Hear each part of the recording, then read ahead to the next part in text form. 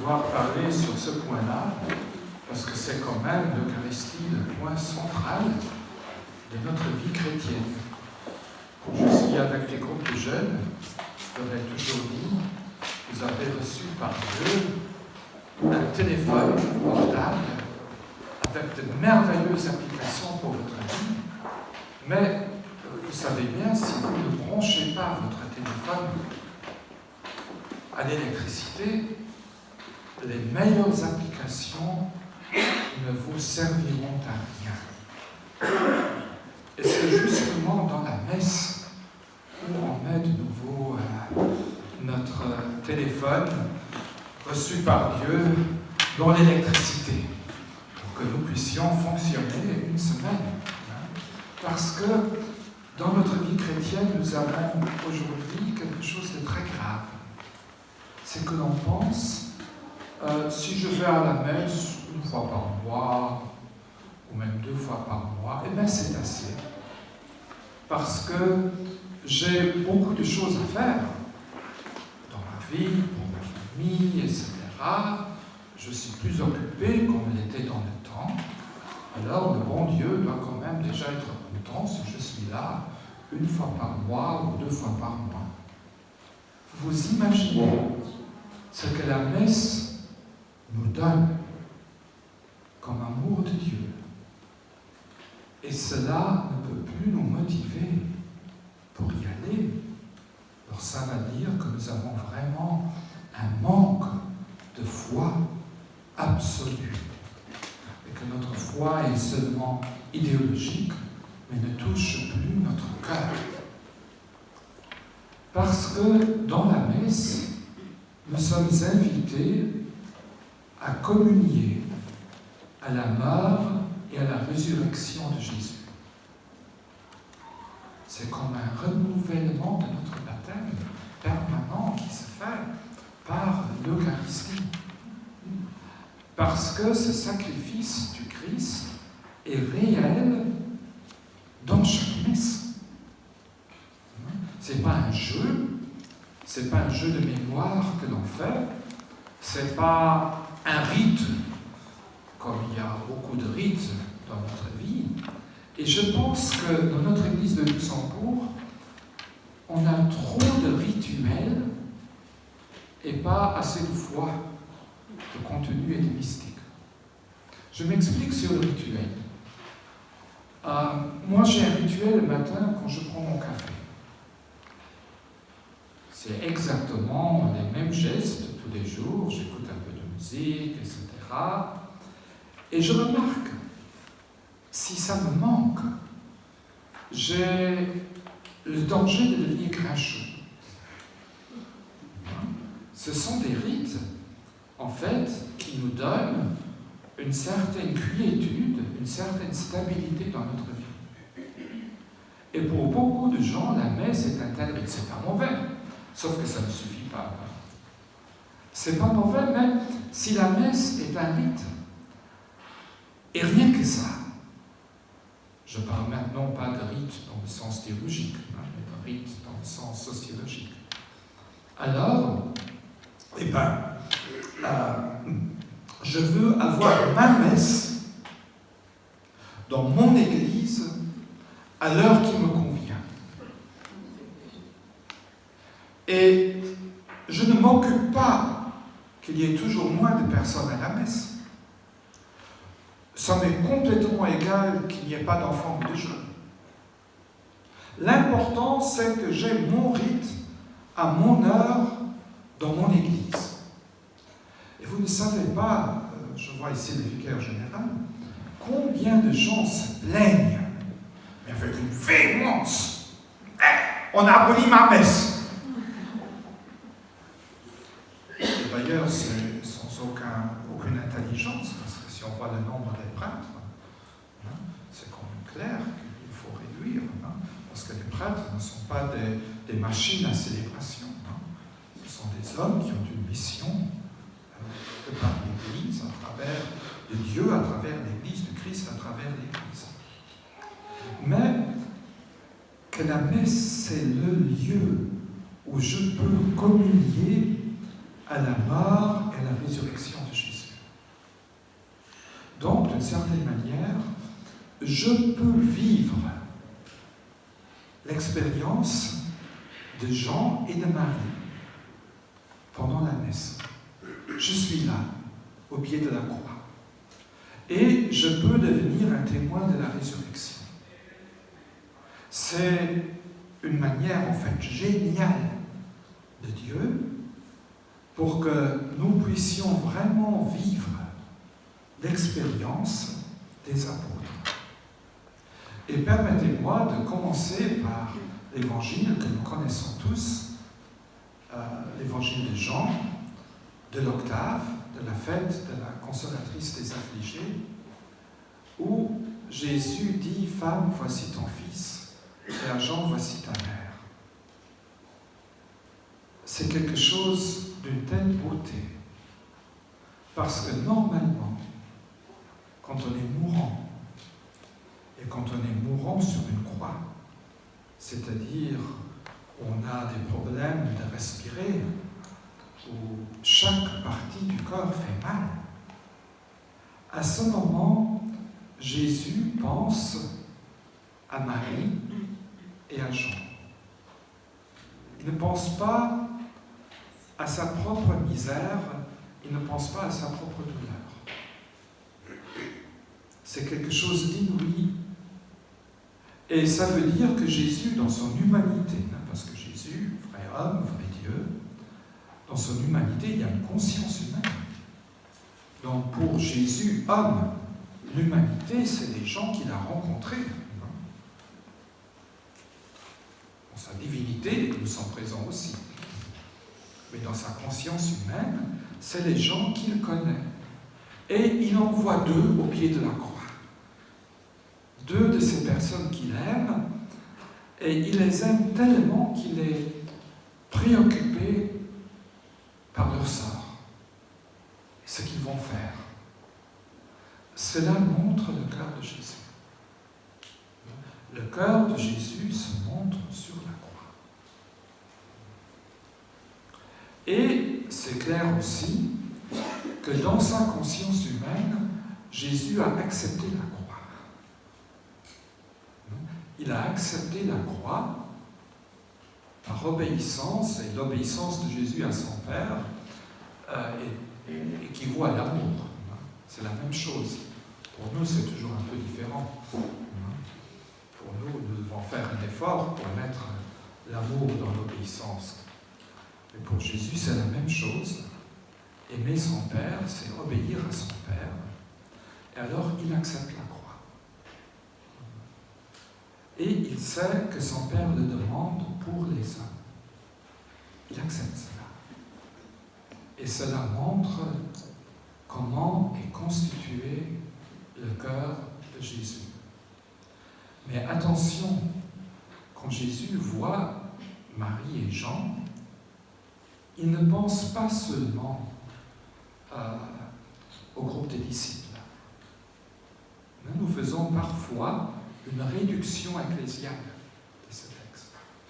Alors certainement qu'il s'agit d'église, non? Je ne dis pas qu'il ne s'agit pas d'église quand il parle à Jean. Mais il s'agit encore plus parce que Jésus, vrai homme et vrai Dieu, dans toutes les rencontres qu'il a eues dans sa vie humaine, il a réussi à aimer les gens. Et c'est cela qui a fait d'ailleurs que les disciples le suivent. Une rencontre avec Jésus, on sentait tout l'amour de cette personne.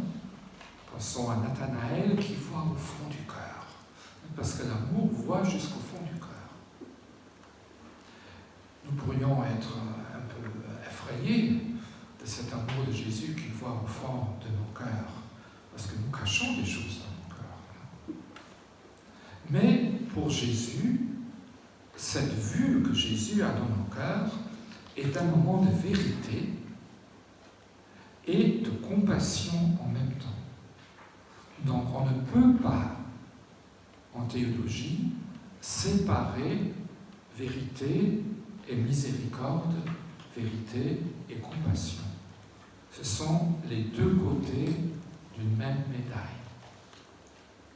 Et au moment quand Jésus voit Jean et qu'il voit sa maman, eh bien, pour lui, c'est toutes les personnes qu'il a rencontrées qui sont là. Et il pense à eux, pas à sa propre peine. Nous sommes tellement différents. Quand nous avons un petit bobo, nous en parlons tout le temps. Vous savez bien que quand on demande comment allez-vous, en général, ça veut dire bonjour. Mais alors, il y a beaucoup de gens, personnes qui sont seules, qui commencent alors vraiment à raconter tout ce qui leur fait mal. Jésus n'est pas comme ça. Il regarde le mal des autres. Et avec cela, il nous montre aussi que sa mort et nous pouvons déduire sa résurrection, tout ce moment de Pâques qui dure du vendredi saint jusqu'au matin de Pâques est pro nobis, pour nous. Et on voit donc dans le cœur même humain de Jésus, le cœur de Jésus, cet amour qui remplit tout son cœur. Alors, la messe est pour nous une rencontre avec le Seigneur ressuscité qui nous montre ses plaies et son côté ouvert. On reparlera dans la messe, non pas maintenant, donc je m'excuse si je n'en parle pas maintenant, mais autrement je vous enverrai pendant l'homélie de la messe ce soir parce que vous entendrez les mêmes choses. Mais et c'est quelque chose de tout à fait personnel et existentiel. Je rencontre mon Sauveur pendant la messe. Et vous voyez, quand nous pardonnons, quand nous avons de la compassion nous autres pour quelqu'un, nous l'avons, c'est jamais 100%. C'est tout au plus 99%, c'est déjà pas mal. Parce que nous gardons quand même toujours un petit bout de rancune ou de jugement dans notre cœur. Pour Jésus, heureusement pour nous, ce n'est pas comme ça. Donc, nous le rencontrons, le Seigneur ressuscité, de manière existentielle à la messe, à la communion, et il ne nous pardonne pas seulement, mais il nous fait communier à sa vie et à sa mort. Ce n'est pas nous qui communions au corps du Christ, on nous fait communier. Dieu veut que nous puissions communier au sort de Jésus. Et c'est en fait le moment de la piété, d'une grande piété, d'une piété traditionnelle qui est très belle, et très juste et très bonne. Mais il y a aussi un moment ecclésial là-dedans. C'est un sacrement de l'Église, la messe. Alors, cela veut dire que nous sommes appelés à faire partie de la communauté des personnes qui communient à la mort et à la résurrection de Jésus, c'est-à-dire l'Église, les baptisés.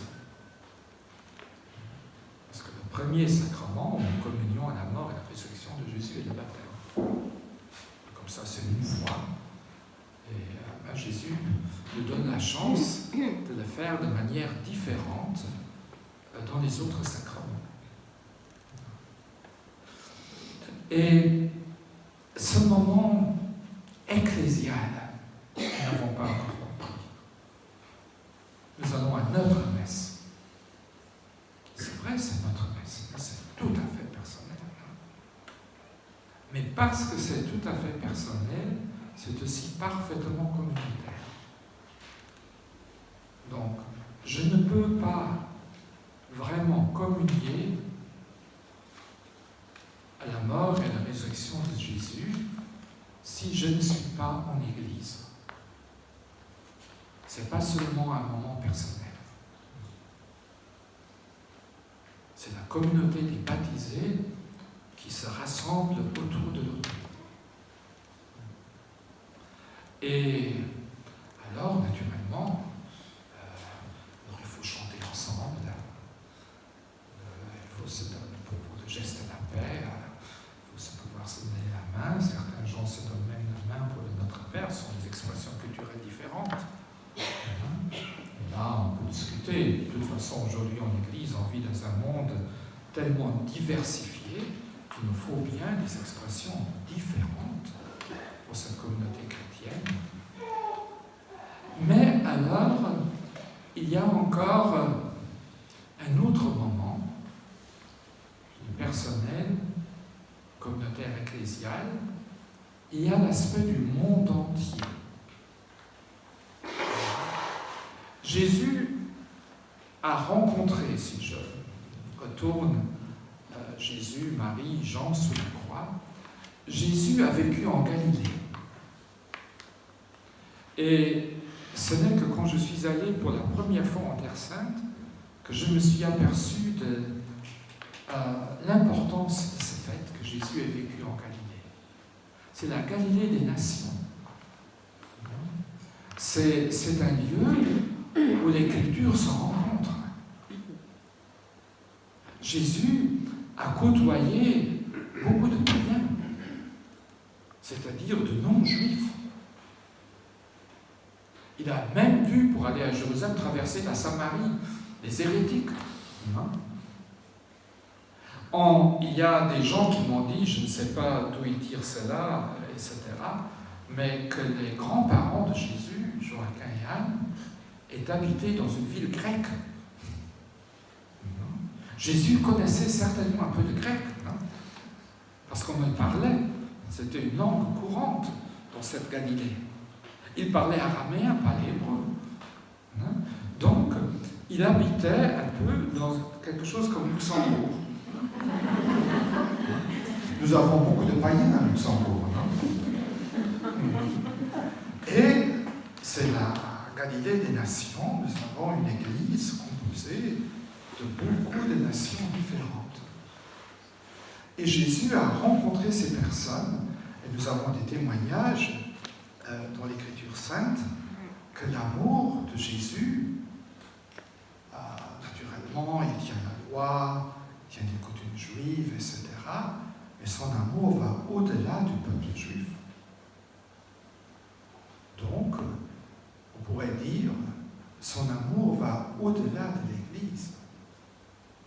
Parce que tous les gens qui ne sont pas d'Église, ils sont appelés à entrer dans cette Église. Parce qu'il y a l'amour de Dieu qui les appelle. Et je pense que c'est là aussi ce que le Père Fornos nous a raconté ce matin.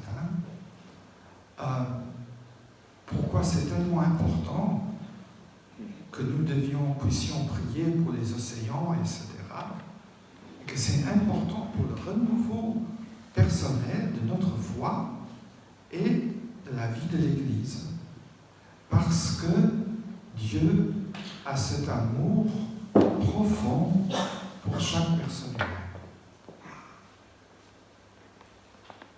Donc, je dis aux jeunes, je le dis souvent parce que, comme on m'appelle Monseigneur parfois, et j'ai peur qu'on va m'appeler maintenant encore Votre Éminence,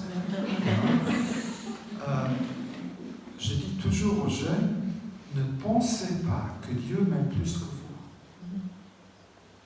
Dieu a exactement le même amour pour vous qu'il a pour moi. Et Dieu a exactement le même amour pour les réfugiés en Méditerranée, pour les gens qui vivent dans les camps de Libye, qui sont traités comme des esclaves. Il a exactement le même amour pour toutes les petites filles et les femmes qui sont violées dans ces camps. Il a exactement le même amour pour les victimes de l'abus sexuel dans l'Église. Il a exactement le même amour pour les gens qui vivent dans les îles au Pacifique, qui risquent de disparaître parce que le niveau de la mer augmente. Et par amour, il a créé la Terre. Il a créé la Terre, l'univers pour l'homme. Voilà pourquoi une écologie, comme celle de notre pape dans Laudato Si, est toujours centrée sur l'homme. Ce n'est pas une adoration de la nature, pas du tout. Et quand dans le document de la synode, on parle de mer, terre, etc., c'est pas qu'on utilise maintenant une vision panthéiste du monde, mais c'est un vocabulaire franciscain. Nous devrions quand même le connaître et le reconnaître dans cette maison où nous sommes. Loué sois-tu, frère, sœur, mère. Alors, participer à la messe veut dire communier à la mort et la résurrection de Jésus, veut dire je dois communier à tout cela. Par la communion à Jésus, à sa croix et à sa résurrection, je communie aussi avec toute la souffrance du monde.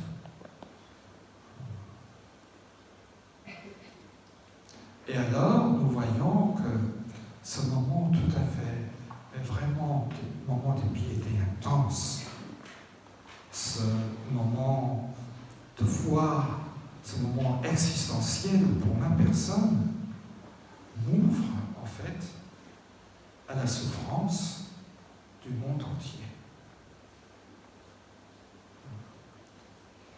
Et il y a une phrase dans la messe qui correspond tout à fait au cœur de Jésus.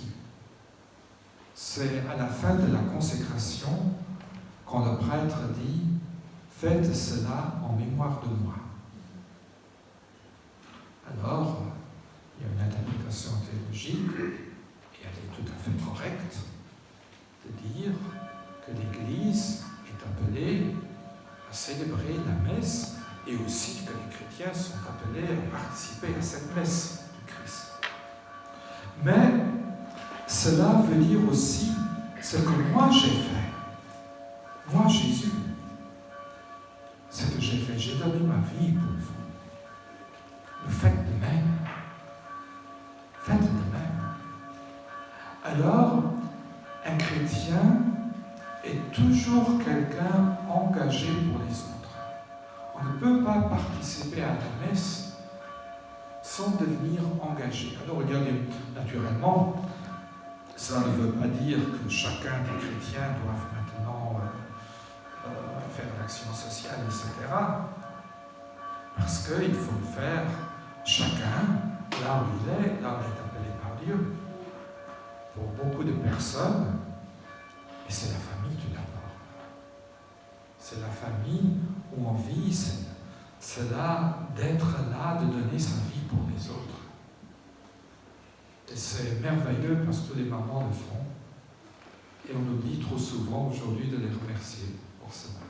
Ben, je remercie toutes les mamans.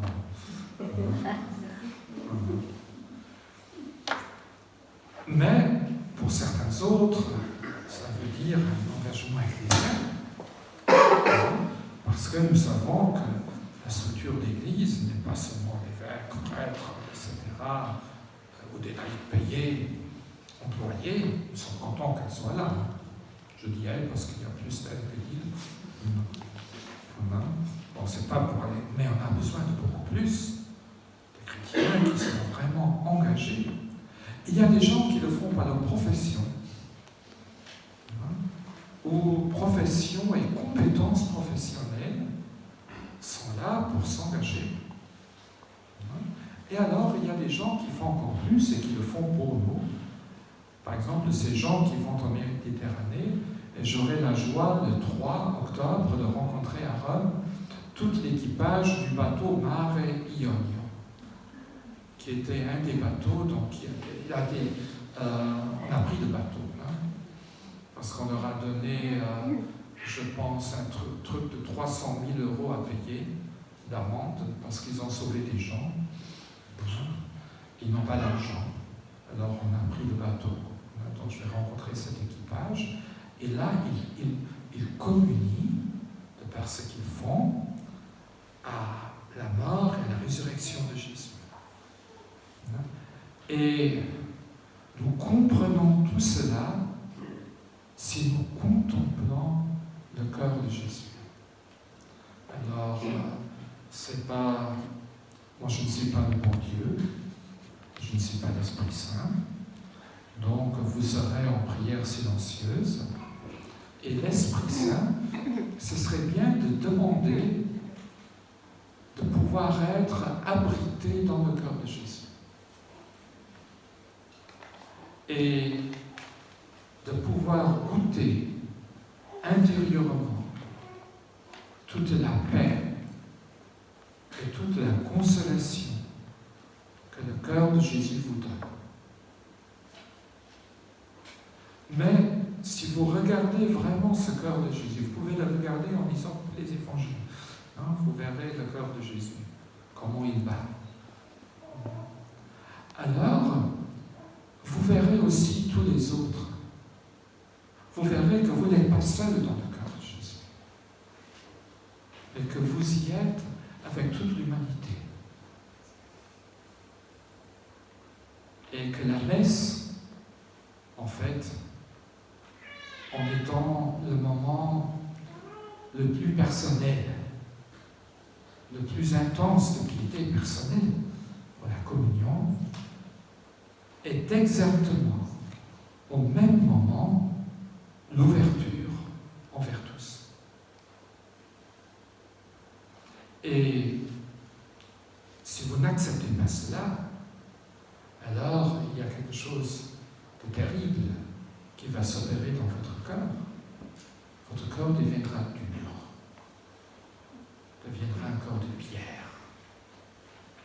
Parce que le contact de notre cœur avec le cœur de Jésus fait que notre cœur batte, qu'il reste vivant, et que nous ne devenions pas pétrifiés par les mauvaises expériences de notre vie. Pour que l'espérance reste vivante dans notre cœur.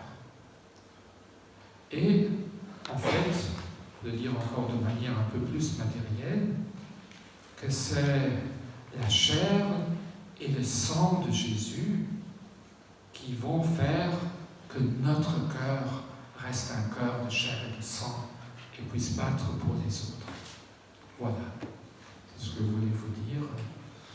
J'ai toujours la tendance de parler trop, c'est pas bien. Alors maintenant, c'est un peu le moment de prier cela. Et vous savez que pour toute prière, il faut se mettre tout d'abord en présence de Dieu. Si on ne fait pas cela, c'est pas prière. Donc nous risquons d'être centrés sur nous-mêmes. Donc tout d'abord se mettre... Et si quelque chose que je vous ai dit vous a touché, prenez ça. Et ruminez-le en silence. Et terminez par une conversation avec Jésus. Et avec Notre-Dame qui est si proche de son cœur. Parce que son cœur humain, il a reçu de l'âme. Voilà. Merci. Merci.